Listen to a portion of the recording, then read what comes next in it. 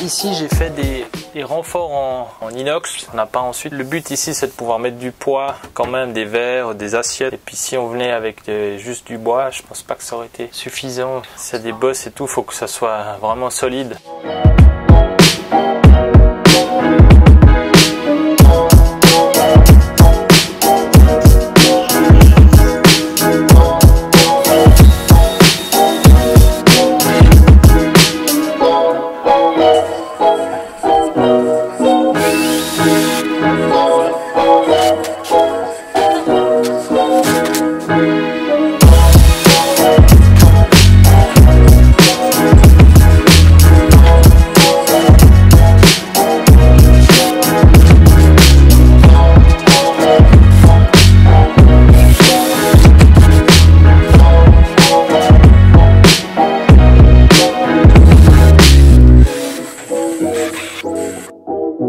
Alors je vous ai présenté le bas de la cuisine, maintenant je vais vous présenter le haut de la cuisine. Ici on a la lampe LED qui viendra s'appliquer en dessous pour éclairer la cuisine.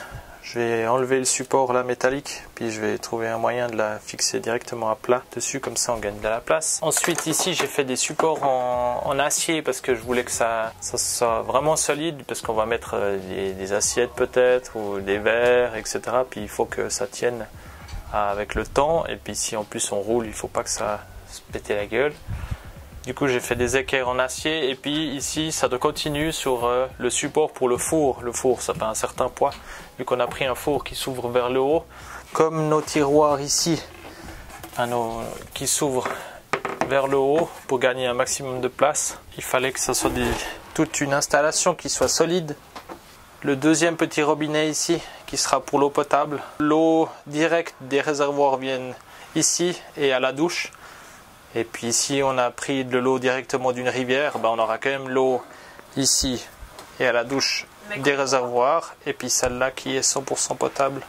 Dans cette zone-là, ici, on aura une prise, ainsi que sûrement un bouton peut-être pour lumière, je ne sais pas encore. Et il y aura le bouton pour ouverture de la porte, parce que je mets un système de porte électrique. Du coup, on appuiera là ou on passera la main là. Après avoir démonté le système tout neuf d'osmose inversée, là j'ai récupéré l'écran qui va nous afficher l'état des filtres et puis la quantité dans le réservoir d'eau purifiée, qu'on va placer plus ou moins ici, dans cette zone là, vu que de toute façon c'est une plaque perdue à cause de l'évier.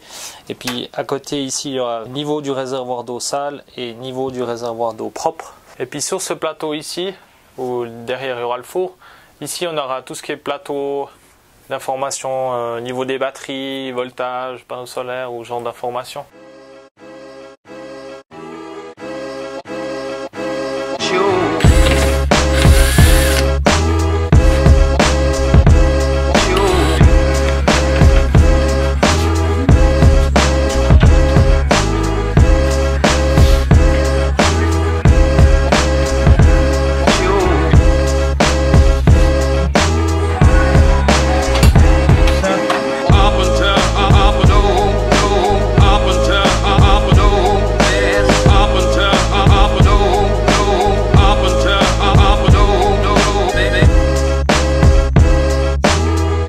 Dans un van, le moindre centimètre, c'est super important. C'est pour ça que j'ai une méga bonne idée.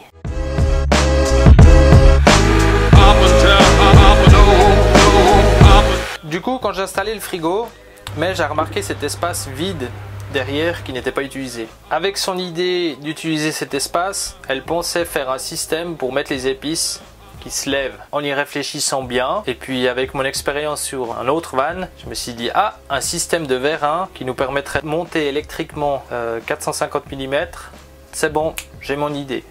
Il ne reste plus qu'à créer 2 étages, et puis les épices seraient là, on peut les retirer, mettre sur la cuisinière, remettre dedans, on appuie sur un bouton et ça redescend.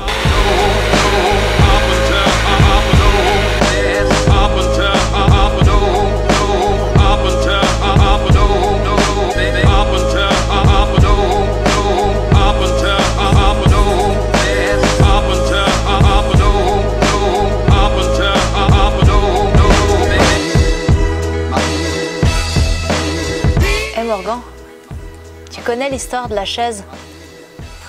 Elle est pliante, hein. C'est un aveugle qui rentre dans un bar, et dans une table, et dans une chaise, et dans un mur.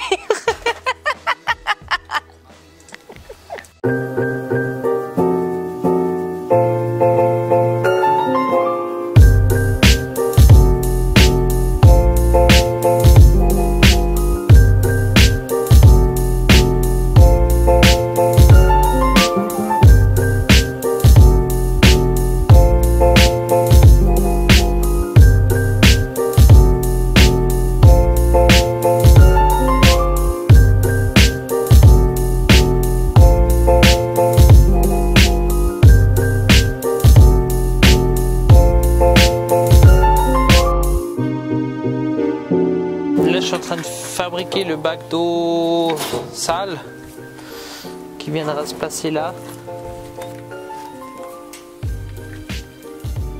Un gros bac en inox pour l'évacuation des eaux, les eaux usées.